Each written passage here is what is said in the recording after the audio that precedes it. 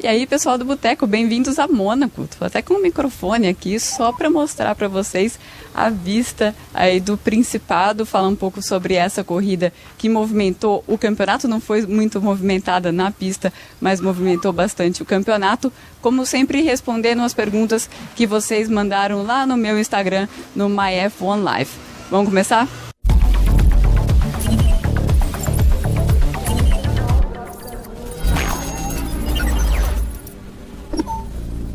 E aí, pessoal, que tal o Ju Responde com essa vista? Tô até com o microfone aqui só para vocês não perderem essa vista aqui do Principado. E as ruas aqui, inclusive, estão mais movimentadas hoje do que estiveram por todo o final de semana da corrida. Tudo foi muito controlado aqui por conta da Covid e com todos os motivos do mundo. Mas vamos lá para as perguntas, né? A pergunta que mais se repetiu é: todo mundo quer saber o que aconteceu com a Mercedes e o que aconteceu com Hamilton, por que ele teve tanta dificuldade nesse final de semana. Bom, Hamilton em Mônaco às vezes dá certo, às vezes não dá certo. Hamilton, Mercedes e Mônaco também não. É um carro longo, né, a distância entre eixos, longa, um carro com reiki baixo, como a gente sabe, e geralmente alguns anos eles se casam melhor com essa pista, outros menos, mas geralmente é menos do que mais. E principalmente quando tem alguma interação de clima e pneu e o asfalto, que faz com que a Mercedes não consiga gerar energia tanto no pneu, porque na pista em si, as curvas em si não fazem com que se gere tanta energia no pneu. Então toda essa interação é negativa. Mas o que é interessante do Lewis Hamilton, que foi interessante nesse final de semana, isso aconteceu em 2017 também com ele aqui, foi que o Valtteri Bottas conseguiu gerar mais temperatura, principalmente nos pneus dianteiros, do que o Lewis Hamilton. E isso foi o inverso do que a gente viu no GP da Emília-Romagna, que o Valtteri Bottas, ele que ficou perdido lá no fim das posições dos pontos, e o Lewis Hamilton lá na frente. E foi um pouco o inverso o que a gente viu aqui no GP de Mônaco. Curioso, a equipe não soube explicar, porque geralmente o estilo do Hamilton faz ele forçar mais os pneus dianteiros, mas aqui não deu certo. E ele estava bravo com a equipe porque ele queria, sabendo dessa dificuldade, queria fazer um acerto um pouco mais agressivo, e a equipe não quis fazer esse acerto que ele queria. Então o Hamilton saiu um pouco chateado com a equipe assim, mas sabendo que é uma pista em que a Mercedes às vezes vai bem, às vezes não vai bem. E pelos mesmos motivos que a Mercedes foi tão melhor do que a Red Bull no GP da Espanha, que eu expliquei bastante essa questão dos pneus, pelos mesmos motivos eles tiveram problemas em Mônaco. E a gente tem mais pistas que é parecida com a Espanha do que parecida com Mônaco ao longo da temporada. Então ele ficou bravo pelo final de semana, mas ele sabe que vai passar. Outra pergunta que se repetiu muito, eu escolhi a do Adriano aqui, ele perguntou: o que aconteceu com a porca do Bottas? Ainda está presa na roda? E outros perguntando de quem foi a culpa. Bom, ainda está presa, não sei agora, segunda-feira, no final da tarde, se a Mercedes vai resolver esse problema, mas viajou, a roda presa no carro, viajou de volta para a fábrica lá na Inglaterra, e só lá que eles iam cortar mesmo para tirar, que não tinha jeito de tirar.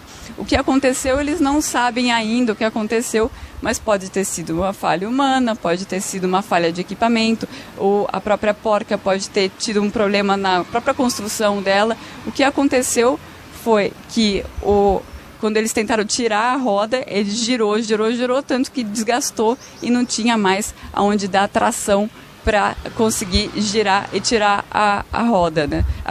Tirar a porca para conseguir tirar a roda, o pneu e tudo mais. Então, esse que foi o problema. Pode ser um erro humano, pode ser um erro de manufatura, pode ser várias coisas. E geralmente é um fator, é um conjunto de fatores. Então, a Mercedes ainda vai estudar. Algumas perguntas sobre a Ferrari, né? Se a Ferrari poderia ter arrumado o carro sem perder a pole. Eles tentaram fazer isso. Essa é a pergunta da Maria, a pergunta da Alcione, do Rafael e da Kelly. O Rafael e a Kelly perguntando se não foi um erro não trocar o câmbio. Bom, o que eles tentaram fazer foi consertar o carro sem levar uma punição, mas entendendo que eles não precisavam trocar o câmbio porque não tinha nada de errado com o câmbio. quando o Charles Leclerc saiu para a pista para fazer a volta de reconhecimento ainda antes de alinhar para o grid, não foi o câmbio que quebrou, foi o eixo de transmissão, foi uma conexão do eixo de transmissão com a roda do lado esquerdo, então nem foi o lado que ele bateu. O que o Mattia Binotto falou foi que eles nem vistoriaram direito aquela parte lá, e talvez esse tenha sido o erro. Também não dá para cravar que foi por causa da batida. Eles podem ter dado um baita de um azar e pode ter sido uma quebra que aconteceria de qualquer jeito e que não tem a ver com a batida. Eu acho um pouco difícil acreditar nisso porque a gente sabe como as forças agem no carro, né? Mesmo não batendo aquele lado esquerdo, com certeza tremeu tudo quando o Charles Leclerc teve aquele impacto. Então a Ferrari é outra que ficou com uma lição de casa aí para tentar entender o que aconteceu. O Gabriel está perguntando qual o motivo da Ferrari estar tão forte nesse final de semana, se houve alguma atualização no carro. Bom, Gabriel, a Ferrari é um carro ágil e mostrou isso no terceiro setor em Barcelona, né? Como eu acho que eu expliquei no último vídeo, né? O terceiro setor de Barcelona sempre diz muito sobre como que os carros vão lidar com a pista de Mônaco. E é um carro ágil e é um carro que tem principalmente uma tração muito boa. E tem a ver com a filosofia, assim como a Mercedes, a filosofia da Mercedes não casa muito bem com o Mônaco, a filosofia da Ferrari casa sim, tanto que eles têm tido bons resultados em Mônaco nos últimos anos.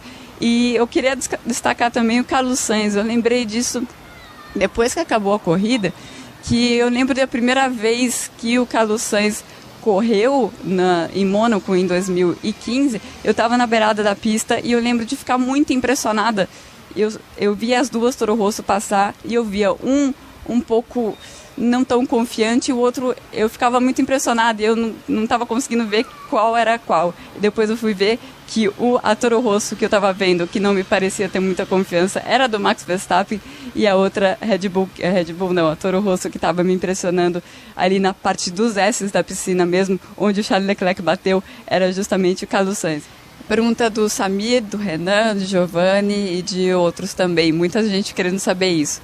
O que houve com os pneus amarelos? Porque ninguém quis usar. De fora parecia uma boa opção.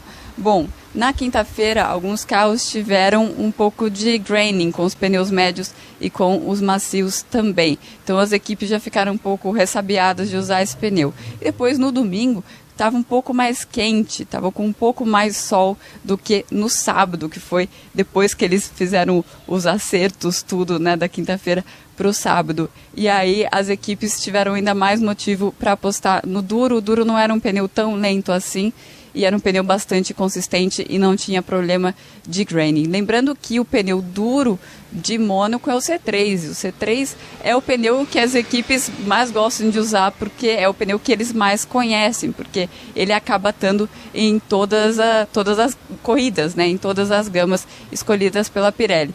E outra coisa que eu acho interessante dizer é que às vezes a gente não vê muito o pneu duro, seja ele o C1, C2, o C3, sendo usado no treino livre, e às vezes as equipes optam por usar o pneu na corrida. Isso dá para entender muito bem pelo fato de que eles têm só 2 jogos de pneu duro por carro, né, por piloto.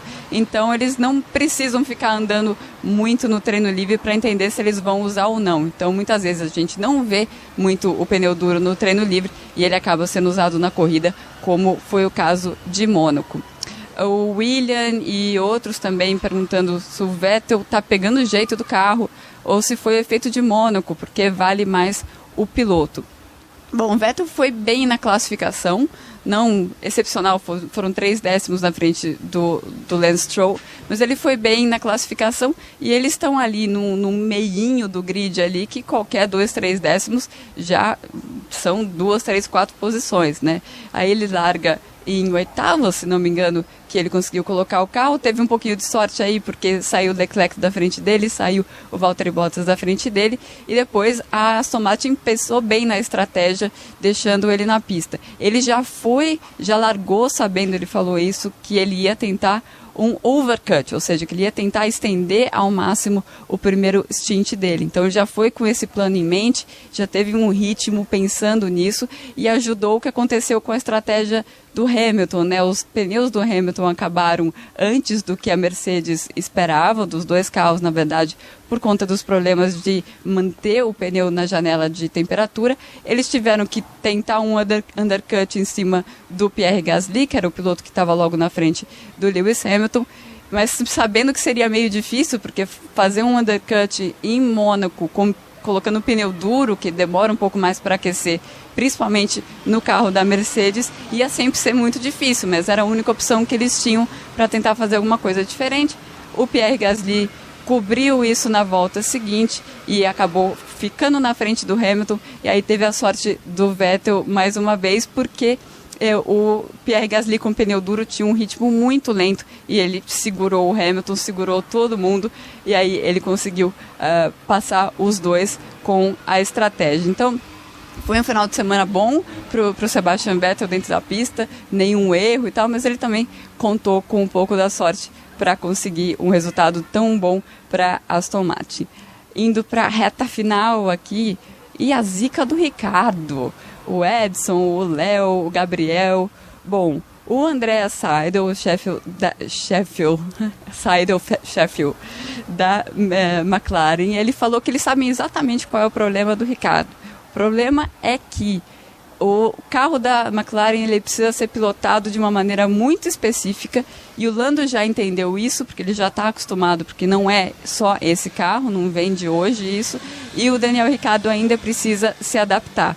E foi bem, pelo menos eles sabem o que está acontecendo, porque de fora foi bem estranho, porque o Ricciardo falou, ele com os pneus macios, obviamente não estava bem, né? A gente viu a classificação que ele fez, mas quando ele estava com os pneus duros no final da corrida, ele disse que ele estava se sentindo muito melhor.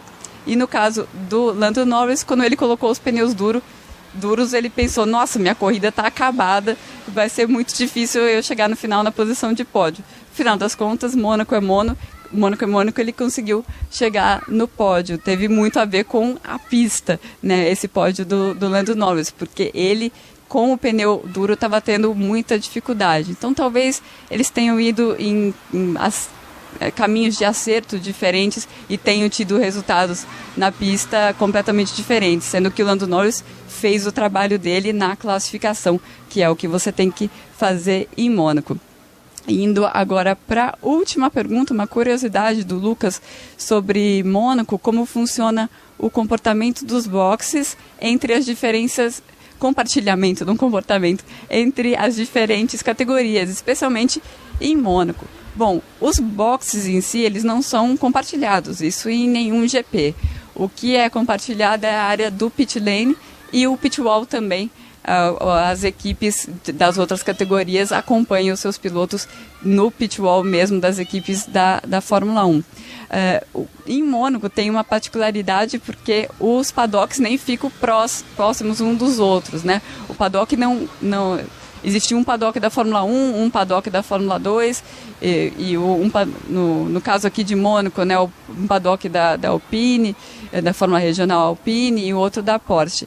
O que é mais curioso em Mônaco é que esse da Alpine fica a 3 quilômetros da pista e fica já na França, depois da fronteira. Então eles descem da França, entram os carros, lógico, a polícia tem que fechar as ruas para os carros virem em comboio com as equipes, e aí eles entram na pista pela Portier e vão até a posição dos boxes. Então, respondendo, né, os boxes em si, eles não são compartilhados. O que são compartilhados são o pit lane e o pit wall. Espero que vocês tenham gostado da vista. Espero que essa criança que está me irritando aqui não tenha entrado muito no microfone. E eu volto daqui a 2 semanas com o GP do Azerbaijão. O Ju responde do GP do Azerbaijão. Espero que vocês tenham gostado e até a próxima.